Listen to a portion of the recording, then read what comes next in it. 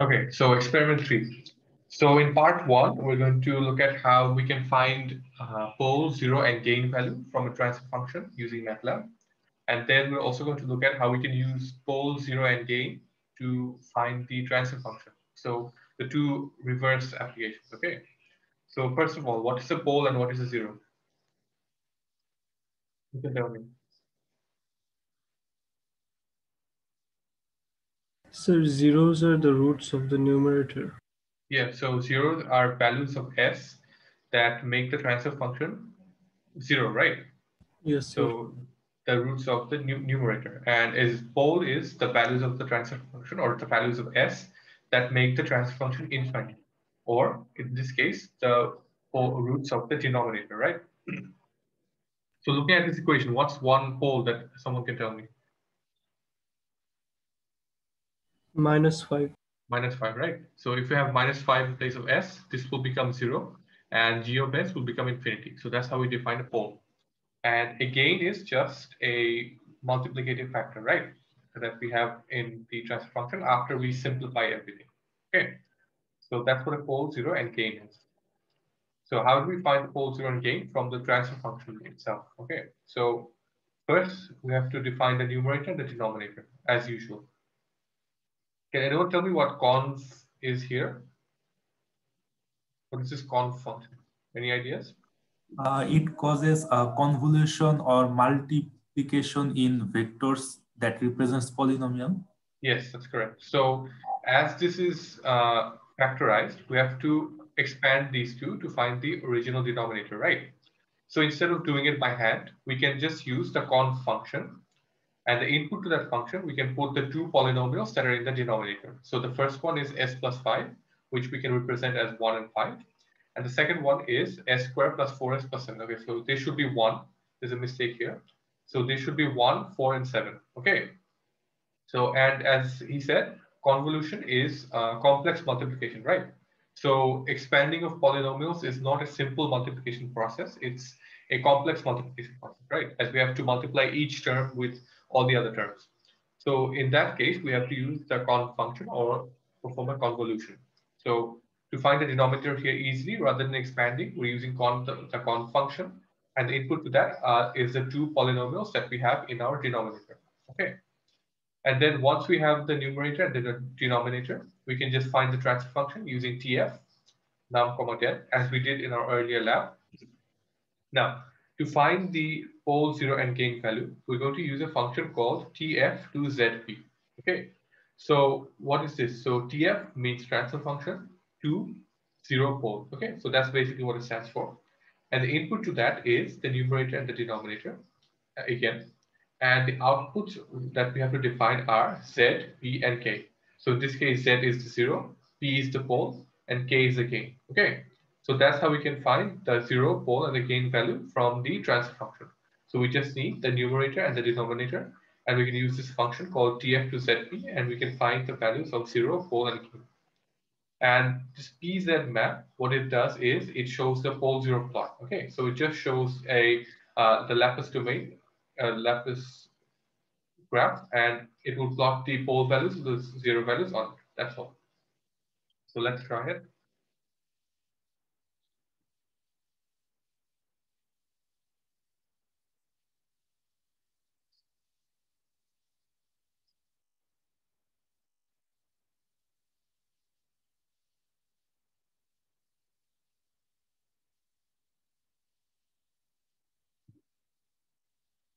Okay, so as you can see, the denominator is expanded form because we used conv, right? Oh, sorry, this should be 1.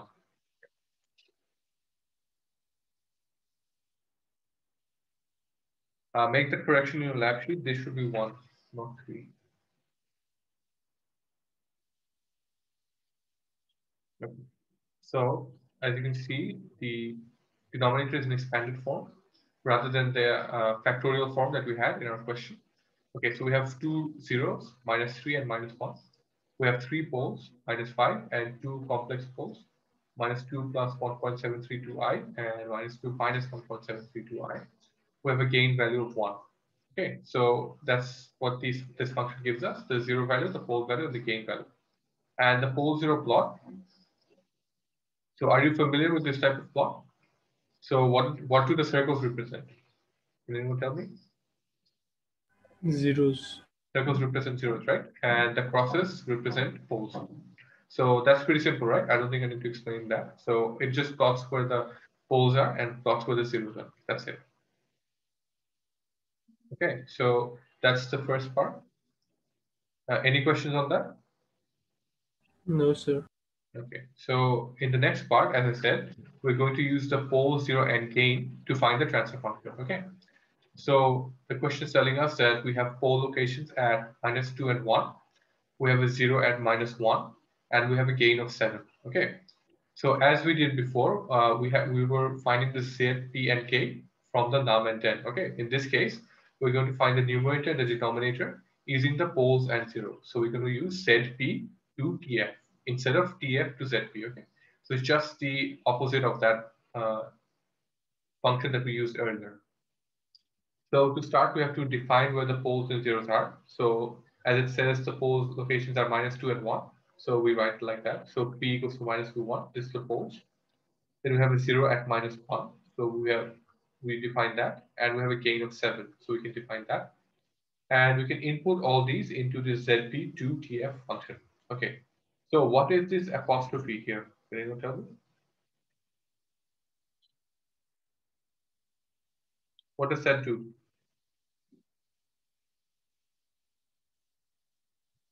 If you have an apostrophe next to a vector, what does it do? So it's transpose, sir. Transpose is right.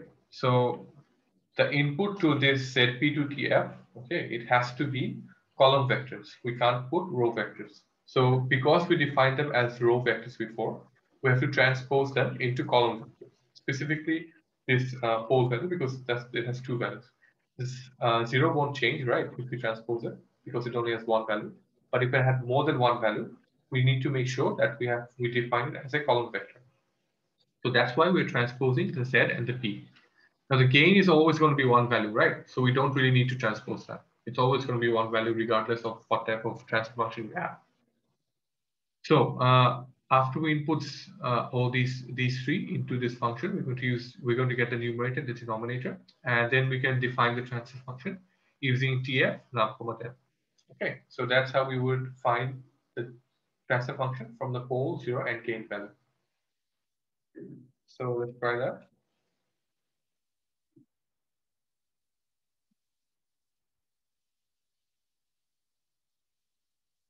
Okay, so as you can see, we have our three values, and these three values will give us the numerator and the denominator using the ZP to TF, and then we just have a transfer function which we define using TF num command. Pretty simple, right? Any questions? No, sir. No. Okay. So you have some assignments that you have to do in your lab report. Okay. So in part 2, we're going to determine the step response and the impulse response of a first order unity feedback system. So what does first order mean? Sir, one root only. One root only, right? Or the highest power of S is 1, right? Wherever that may be. Yeah. So like, for example, this function here, the highest power of S in this function is 1. S to the power of 1. So we define this as a first order system. Okay, the unity feedback. Okay, so that's a feedback with just a gain of 1, right? Is that positive feedback or negative feedback? Negative feedback. Negative feedback, right? So if it's not stated, we always assume that it's negative feedback, okay? Because that's the most common feedback that we use. Because positive feedback has some problems, right?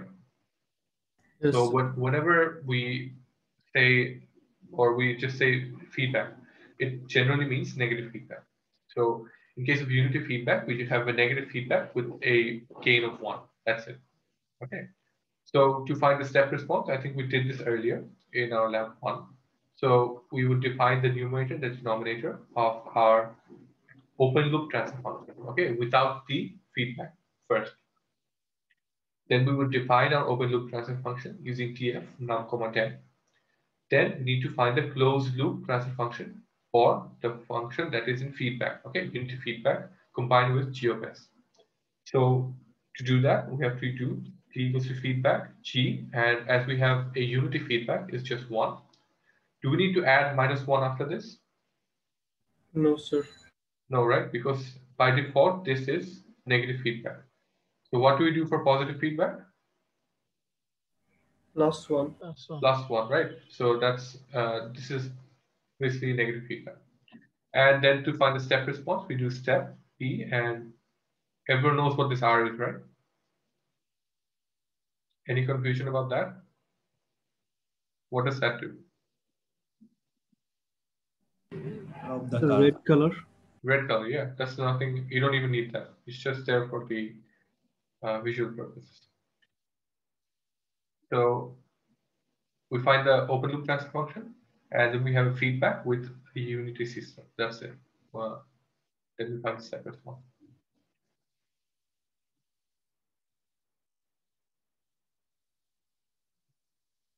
So here, G is our open loop system, and T is our closed loop system with the unity feedback in position. Okay, and that's the step response.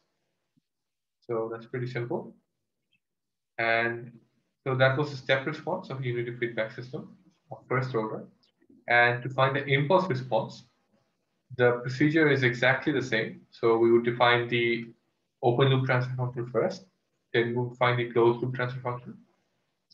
But in place of step, we are going to use the function called impulse. Okay, so that will give us the impulse response. And so again, we define the numerator, the denominator. We find the transfer function or the open loop transfer function. We find the closed loop transfer function with the feedback, and then we find the impulse response. Any questions? These two are the same, right? Yes, sir. Okay, so let's just do it anyway.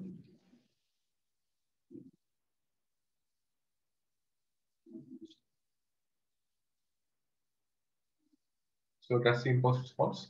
And the difference is the final value of the impulse response is 0, right? And the final value of the step response is 1. So this always decays, and the step response always goes to 1. Okay, so that's what happens there. Any questions? Can I continue? Yes, sir. Can you have some assignments? Okay, so next is the step and impulse response of second order unity feedback systems. Okay, so what type of second order system is this? There's 4 types, right? Which type? Underdamped. This is underdamped, right? Can anyone tell me what damping is? Sir, the attenuation. So not, okay, it is attenuation. It's the decay of the oscillatory portion of the response, right? So Yes, sir. if we don't have that, we will have oscillations only. So in the case of undamped system, we only have oscillations. But if we have a critically damped or overdamped system, we have no oscillations at all, right? Because the damping totally negates all the oscillations. In the case of underdamped system, we have some damping. We do have damping, so but it's not enough to totally cancel out the oscillation in the initial stages. So initially we will have some oscillations, but then it will settle to its final value. So in control system, our goal is always to reach the final value, which is the input. Okay. So if we don't have damping, it takes slightly longer to reach that value. That's it. Okay. So as someone said, this is an underdamped system, right? So we have some parameters for an underdamped system, such as the delay time. Okay, the delay time is the time required for the response to reach half the final value for the very first time. So in this case, the final value is 1, and we reach half the final value at this point. So this time period is known as a delay time. The rise time is the time required for the response to rise from 10% to 90, 5% to 95, or 0 to 100%. Okay, so there's 3 values of its final value. For underdamped systems, we generally use the 0 to 100% rise time. Okay. For overdamped, we use 10 to 90%. So these are just some commonly used rise times. So as this is underdamped, we're going to use 0 to 100%. So the rise time will be this portion, the time it takes to reach 0 from 0 to 1 for the very first time. That's the rise time. The peak time is the time required for the response to reach the first peak of the overshoot. So this is the peak, and the time required to reach the peak, it's known as the peak time. Percentage overshoot is the difference between the peak value and the final value, a percentage of that. Okay, so that's pretty simple. And the settling time is the time required for the curve to reach and stay within a range. Okay, it's the final value. So that range is generally 2% or 5%. So for example, the final value here is 1. Okay, if you're considering 2%, the value of the response would have to stay between 0.98 and 1.02 for us to reach the settling time. Okay, so for example, in this curve, we can see that the response stays within those two values after it reaches this portion. So this period of time is known as the settling time. So those are just some of the parameters related to underdamped systems. We don't really need it in the lab, but it's given in the lab sheet, so I had to go through it. Now, to find the step response of a unity feedback system of second order, okay? So it's the same thing. We just define the numerator, the denominator. We find the open loop transfer function. We find the feedback transfer function, the closed loop transfer function, and we find the step response, okay? So just the S square term that is there because it's a second order system. That's it. So from the MATLAB.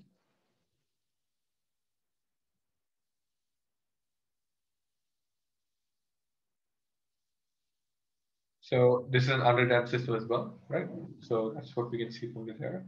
And G is the open loop transfer function and E is the closed loop transfer function. Any questions?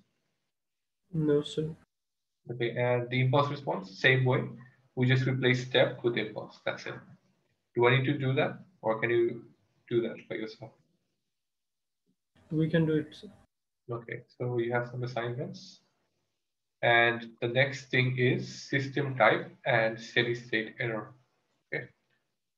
Now, what is system type? So system type is based on the presence of poles at the origin of the S-plane. So the number of poles that we have at the origin defines the system type. So how do we define the number of poles at the origin? It's just S by itself, right? So if we have one pole at the origin, we will have one value of S by itself. If we have two poles, it will be S squared. If we have three poles, it will be S cubed. And if we do not have an S by itself, it means we have no poles at the origin, and that's a type 0 system. Okay. So to find the system type, we factorize the denominator and we check if there is any S term by themselves. Okay. The power or exponent of that S gives the system type. As I said, if n is equal to 0, it's type 0. If n is equal to 1, it's type 1, like that. And if there is no pole at the origin, there is no S term by itself. It is a type 0 system, as I said. So is that understandable? What system type is? Yes, sir. So we just have to factorize the denominator to see if we have any poles at the origin. And the number of poles at the origin will define our system type. So these are some examples. In this case, we don't have an S by itself, or we don't have a pole at the origin. So that's type 0. Here we have S to the power 1 by itself, so it's type 1. We have two poles at the origin here, so it's type 2. And we have three poles at the origin here, so it's type 3. Is that clear? Yes, sir. Okay. Next is steady state error. So steady state error is a comparison between the input and the output as t approaches infinity. Okay, so it's the difference between the input value and the output value at a time of infinity. It is generally used for input types such as step, ramp, and param. Don't use it for impulse response, and I'll tell you why later on. So it's a comparison between the input and output as t approaches infinity. What do I mean by this? So consider this step response, okay? As we can see, let's consider that this time is t equals to infinity. Output 1 reaches the input value or the final value at t equals to infinity, right? But output 2 does not. there is a difference between the input and output at t equals to infinity. And that difference is known as the steady state error. So output 1 has no steady state error, but output 2 does have some steady state error, okay? Because at time t equals to infinity, it does not reach the input value. That deviation from the input at t equals to infinity is known as steady state error. Any questions on that or any confusion? No, sir. So similarly for a ramp function, we have this input here. We can see that if we consider this is infinity, our output 1 goes to the final value, the input value at t equals to infinity, but output 2 and output 3 have some deviation, and that deviation is known as the steady state error. Okay, so that's pretty simple. And to calculate steady state error, we're going to consider a unity feedback system again. Okay, so let's consider that our input is R of S, our output is C of S, and our error function. So this is the error that we get after we subtract the output from the input. Okay, so that's how we define error, right? So because we have this block here, that we have a subtraction there, we can just directly say that this is the error that we have in our system because we're subtracting the output from the input. So how do we write the error? So E of S equals to R of S minus C of S, right? But yes. Yes, sir. Okay, so C of S, what is that? That's basically E of S multiplied by G of S, right? As this is passing through the block and we're getting C of S. So we can write C of S like that. And then we can insert that value into this function and we can solve for the error. And if we do that, we get this value right here. Do I need to solve this? Or can you see how that's happening? Yes, sir. We know it. Okay, good. So this is the error value, but to find the steady state error is the error at time t equals to infinity, right? So we need to find the final, we need to apply the final value theorem. Has that been covered in your class? No, sir. So what that is that it states the error at infinity or any value at infinity in the time domain is given by limit t approaches infinity e of t, right? That's our definition in the time domain. If we transfer that into the Laplace domain, it becomes limit s approaches 0, s multiplied by the Laplace transform of the function. Okay, so this is just a rule that we have in the control system, which we can use to find the final value or the value at time t equals to infinity. So if in the time domain, it's limit t approaches infinity, e of t, then in the Laplace domain, it's going to be limit s approaches 0, okay, not infinity, s approaches 0, s multiplied by the function, okay? So to find the final value of this, what do we need to do? We need to insert the limit, s approaches 0, and we have to multiply the whole thing by s. So we insert an s into the numerator. That's how we can find the error at t equals to infinity using the final value theorem. So this will be covered in your class. Don't worry if you don't understand it. Just know that we can represent the value at time t equals to infinity in this way in the Laplace domain. Okay, so we can represent it by limit s approaches 0, s multiplied by the original function. So again, to find the steady state error, we're going to do limit s approaches 0, s multiplied by this error function, or s r of s divided by 1 plus g of s. Any questions on that? No, sir. It's understandable, right? Yes, sir. Okay, so this is the equation that we use to find steady state error in any function that is from step, ramp, parabola, etc. Okay, so that's the function that we found, or the equation. Okay, for step input, what is our input function? It's 1 by s, right? Yes, sir. Okay, so if we find the error for a step input, let's try to do that. So the steady state error would be limit s approaches 0, s multiplied by 1 by s, okay, divided by 1 plus g of s. So these two s will cancel out and we're left with this limit s approaches 0, 1 divided by 1 plus g of s. As there are no s terms in these two values, we can just move the limit to coincide with the g of s. Okay, so we can write this as 1 divided by 1 plus limit s approaches 0 g of s. And this value, limit s approaches 0 g of s, we're going to define as kp, or the positional constant.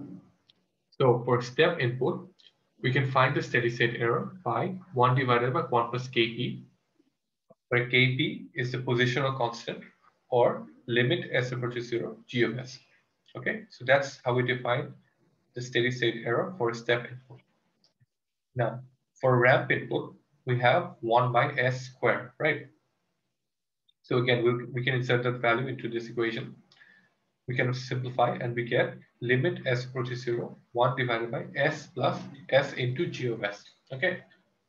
Now, there's no function with this s term. So if we apply limit s approaches 0, it will just become 0, right? So we don't need to consider that in our limits.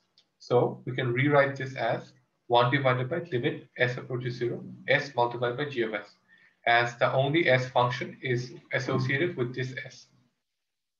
Okay, so the steady state error, if we apply the ramp input, we get this final. Okay, 1 divided by limit s approaches 0, s multiplied by g of s. So it's slightly different from this one, right?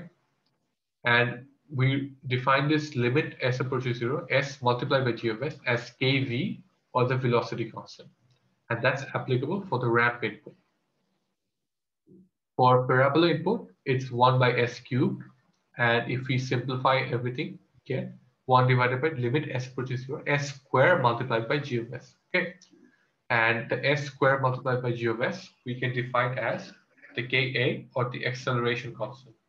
So as you can see, the positional constant is limit s approaches 0, g of s. The velocity constant has an s multiplied by with that Kp. So it's differentiation, right? So that's what we're calling it, the velocity constant. And for Ka, we multiply by s squared, which is like double differentiation. So we can define that as the acceleration constant. But the main thing is to find the error for step input, we can directly use this function here instead of applying everything. So for a step input, we have 1 divided by 1 plus limit s approaches 0 g of s. For a ramp input, we can write 1 divided by limit s approaches 0, s multiplied by g of s. And for parabola, we can write 1 divided by limit s approaches 0, s squared multiplied by g of s. Okay, so we're just simplifying it for each type of input, the 3 main types of input that we have. Any confusion? No, sir. Okay, so let's look at an example. So we have g of s equals to 1 divided by s plus 3. Okay, so this is a type 0 system, right? So for step input, we have r of s equals to 1 by s, as I said before. Now the steady state error, we have 1 divided by 1 plus limit s approaches 0 g of s for a step input, right? That's how we defined it earlier. We found that after we simplified it. So let's insert the g of s value, which is 1 divided by s plus 3. And if we apply the limits, we get 1 divided by 1 plus 1 by 3, or 3 by 4. So if we input a step function into a type 0 system, we're going to have a finite value of steady state error. Okay. Now for ramp input. Sir? Yeah. We need to multiply by s, right? Which part? In the equation that you previously mentioned, that we need to multiply by s. Yes, so originally it's this equation, right? But yes. As I said, if we have a step input and we have 1 by s, right? R of s equals to 1 by s. So if we insert the value into this equation and we work through it, we are left with this function, 1 divided by 1 plus limit s approaches 0 g of s. That's for specifically for step input. So I just used that equation. I didn't do it from the beginning, okay? So I used a simplified equation to find the error. Okay, so this is what I use. That's why I don't have an S term here. So is that okay? This one? for step input? Yes, sir. Okay. Then for ramp input, as we have 1 divided by limit s equal to 0, s multiplied by g of s. So we can directly use that, and we can insert the value of g of s. But what we are left with is 1 divided by limit s approaches 0, s divided by s plus 3, okay, which gives us 1 by 0 or infinity. So if we have a type 0 system, and if we input a ramp function, we're going to be left with infinite steady state error. We're never going to reach the final value if we use a ramp input in a type 0 system, okay? Again, for parabola input, the same type of thing happens. So we have 1 divided by limit s approaches 0, s squared multiplied by g of s. And if we simplify that, we get this 1 divided by limit s approaches 0, s squared divided by s plus 3. If we apply the limit, again, we get 1 by 0 or infinity. So for a type 0 system, if we input a step function, it gives us a finite steady state error. But if we use a ramp input or a parabolic input, it will give us infinite steady state error. Okay, so that means the value will never reach the final value. It will always deviate from the final value. So that's very important. Any questions? Sir, how does a parabolic input look like? Parabolic input looks like this. Oh, sorry, that's a ramp input. So parabolic input will look like a parabola. So like that. I don't know. Control. So you know what a parabola is, right? S squared term. Y equals to x squared. So that's just going to be from 0 to, and it will increase like this. Okay. Any questions? Any more questions? Did everyone understand this? How we find a steady state error for different types of input? Yes, sir, clear. Okay, so this was for type 0 system, right? And for type 0, we see that for step input, we give finite steady state error, and for ramp and parabola, we get infinite steady state error.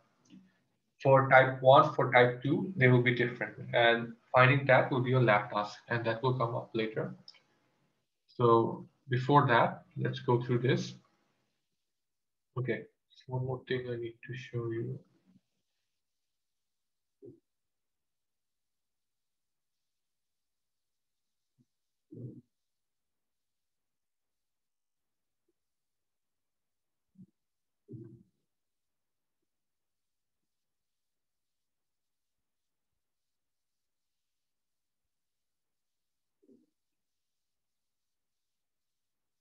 Okay, so this table that's in your book.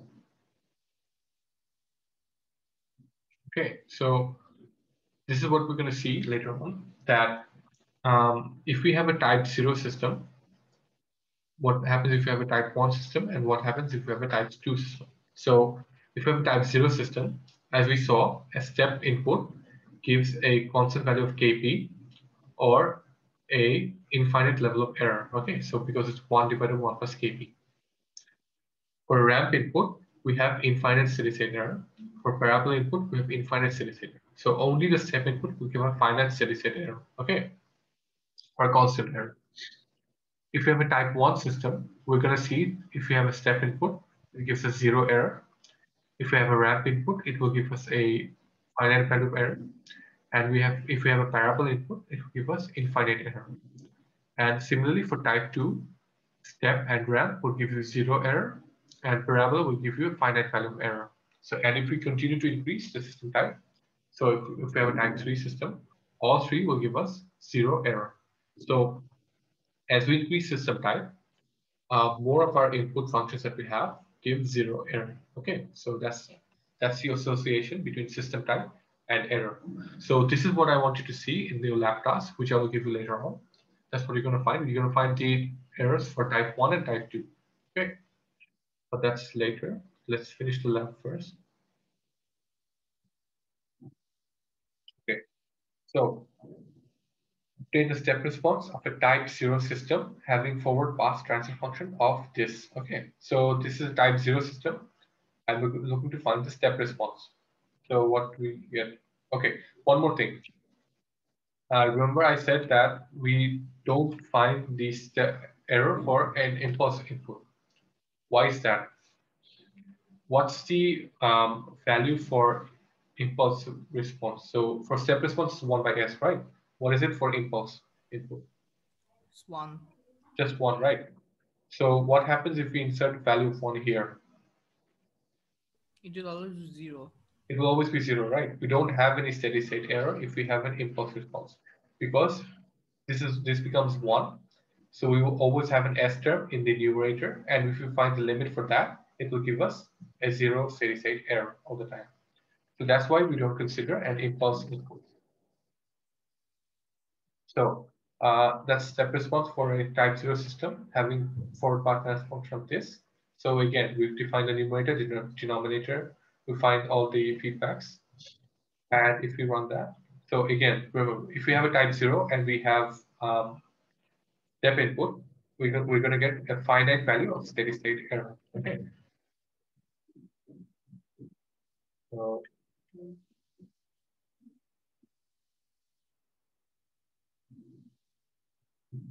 you can't see it here, but there's going to be some level of steady state error if we like zoom in and if we continue to that.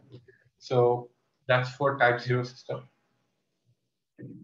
One thing we need to find the impulse response is the same thing. And for type 1, what happens? We insert a pole at the origin. So it will be the same equations. We just need to insert a 0 at the end because we have an extra S term, right? So let's see what that impulse looks like.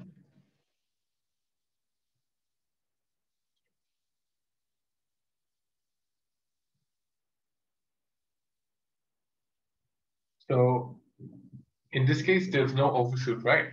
Before we had like an overshoot. Yeah, let me see if we can.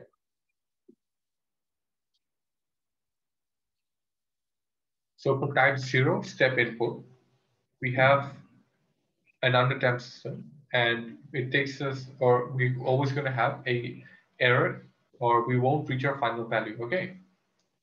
But if we increase the system type by 1, so if we add a 0,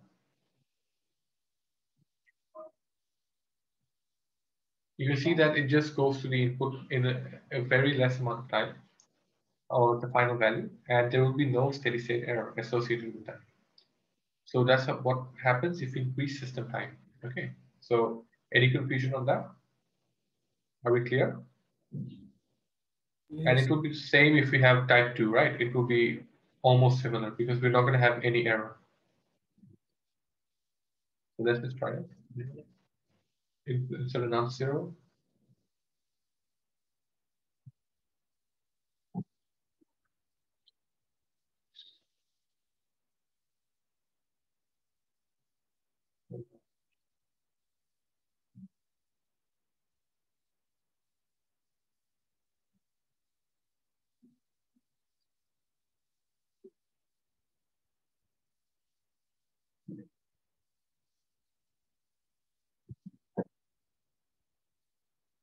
Okay, there might be some problem with this. Okay, so but it should give you, as we found, it should give you 0 error, right? So let's skip this one. There's some problem with that. We have to look at. Okay, so that's the end of your lab. So as I said, I want you to find the steady state error for a type 1 and a type 2 system for the 3 types of input. So I've given you the error functions. All you have to do is insert the value of G of S into these 3 functions and find the steady state error for each type of input for type 1 and type 2 system. Okay. So I want you to write that and then scan and upload it into Google Classroom. Okay. Yes, sir. Yes, sir. So 20 minutes. Is that okay? I think it's okay. Sir, where will I upload? In A1 Classroom? Yeah, I'll make an assignment for you. I'm from A1, sir. Okay, you're from A1. You can email it to me. Sir,